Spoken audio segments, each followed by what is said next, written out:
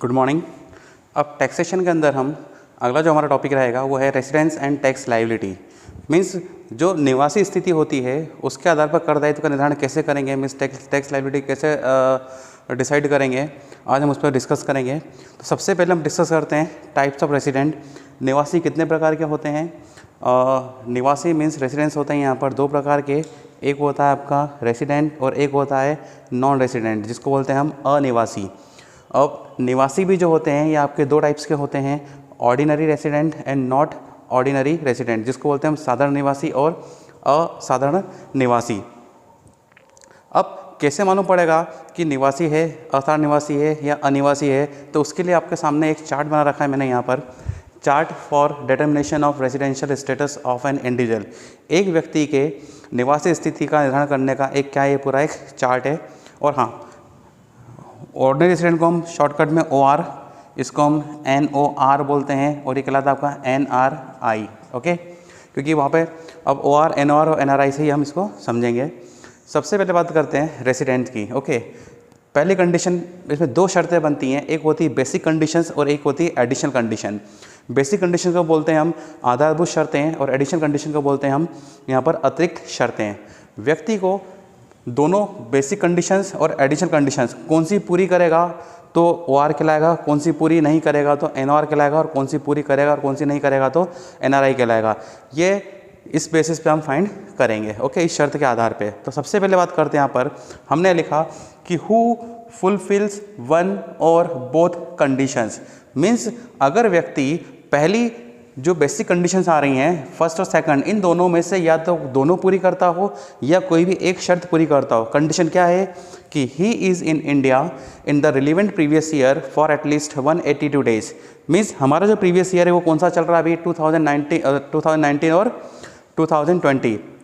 अगर वो 2019 और 20 के अंदर 182 डेज कहाँ रहा हो, इंडिया में रहा हो, ठीक है। फिर एक सेकंड कंडीशन आ रही है यहाँ पर, he is in India in the relevant previous year for at least 60 days and at least 365 days during 4 years of proceeding the relevant previous year.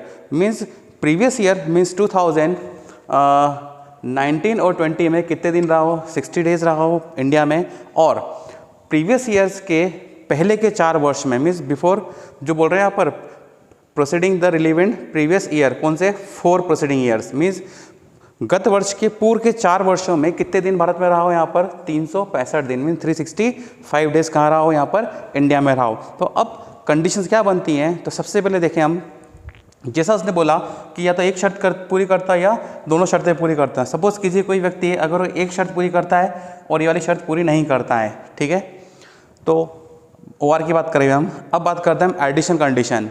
Additional condition आ रही है कि बोथ मस्ट बी फुलफिल्ड। अगर वो OR है, ऑर्डिनरी रेसिडेंस है या साधारण निवासी है, तो अगर वो दोनों शर्तें पूरी करता है, कौन सी एडिशनल शर्तें अगर दोनों पूरी करता है तो क्या कहलाएगा, वो कहलाएगा आपका OR, ऑर्डिनरी रेसिडेंट। कौन सी शर्तें हैं? तो resident in India for at least 2 out of 10 previous year proceeding the relevant previous year. Means पूर्व के गत वर्ष मीन्स प्रीवियस ईयर से पहले के 10 सालों में कितने साल भारत में रहा हो, यहाँ पर 2 years। और ऐसी आ रहा है second condition, he has in India for at least 730 days in all during the 7 previous year proceeding the relevant previous year. Means गत वर्ष के मीन्स प्रीवियस ईयर्स के पहले के 7 सालों में 730 दिन कहाँ रहा हो, भारत में रहा हो। अगर ये दोनों कंडीशन पूरी करता है और यहाँ बेसिक कंडीशन में कोई भी एक कंडीशन पूरी करता है या दोनों कंडीशन पूरी करता है तो कहलाएगा आपका ऑर्डिनरी रेसिडेंस, जिसको बोलते हैं हम साधारण निवासी। अब बात करते हैं हम NOR की, नॉट ऑर्डिनरी रेसिडेंस। मीन्स अगर वो दोनों कंडीशंस में से कोई भी एक कंडीशन पूरी करता है, कौन सी, बेसिक कंडीशंस में से, बट अगर वो आपकी एडिशनल कंडीशन एक पूरी करता है और एक पूरी नहीं करता है, या हो सकता है कि दोनों ही पूरी ना करे, तो ऐसी कंडीशन में क्या कहलाएगा आपका वो NOR। बट अगर हम बात करते हैं NRI की, अगर आपकी वो बेसिक कंडीशंस ही पूरी नहीं करता है तो क्या कहलाएगा आपका NRI।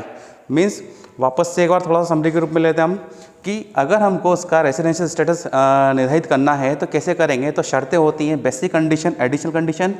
बेसिक कंडीशंस की 2 शर्तें हैं, एडिशनल कंडीशन की 2 शर्तें हैं। बेसिक कंडीशन की तो पहली शर्त है कि प्रीवियस ईयर में 182 डेज कहाँ रहा हो, इंडिया में। और एक और सेकंड कंडीशन आ रही है यहाँ पर कि प्रीवियस ईयर में 60 डेज और 365 days 4 years of proceeding the relevant previous year कहाँ रहा हो, इंडिया में।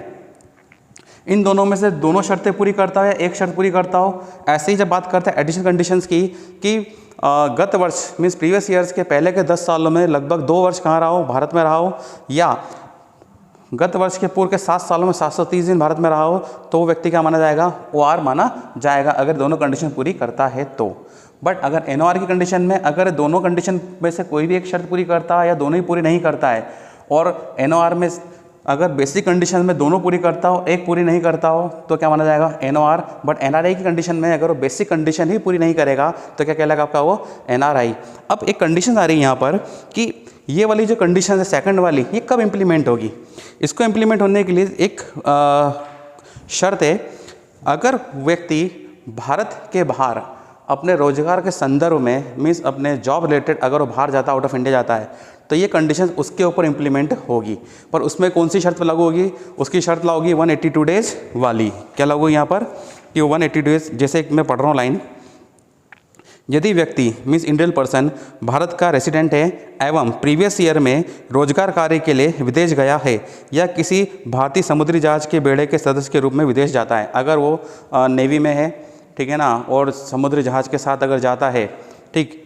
अथवा एक और कंडीशन है, यदि व्यक्ति भारत का नागरिक रेसिडेंट है अथवा भारतीय मूल का व्यक्ति है, ओरिजिन, ऐसे व्यक्ति स्वयं अथवा माता पिता अथवा दादा दादी नाना नानी में से कोई भी अविभाजित भारत में जन्मे हो, मीन्स भारत के विभाजन के पहले उनका क्या हो, यहाँ पर जन्म हुआ हो, एवं विदेश में रह रहा है, प्रीवियस ईयर में भारत घूमने के लिए आता है, तो अब ऐसी कंडीशन, दो शर्तें हो गई, एक तो रोजगार के सिलसिले में जा रहा है, और सेकंड अगर समुद्री बेड़े में जा रहा है, तीसरा अगर वो भारत के बंटवारे के पहले अगर उसके नाना नानी दादा दादी अगर यहाँ जन्मे हैं और वो कहाँ रह रहे हैं, विदेशों में रह रहे हैं, और विदेश से अगर वो हिंदुस्तान भ्रमण के लिए आता है, तो वो रेसिडेंट होगा या नहीं होगा। तो उस कंडीशन में क्या बोला गया यहाँ पर कि इन दोनों में से, ठीक है ना, बात करते हैं यहाँ पर A और B में कम से कम 182 दिन रहने की एक ही शर्त पूरी करना होगी, अर्थात 365 और 60 दिन वाली शर्त का कोई मतलब नहीं होगा।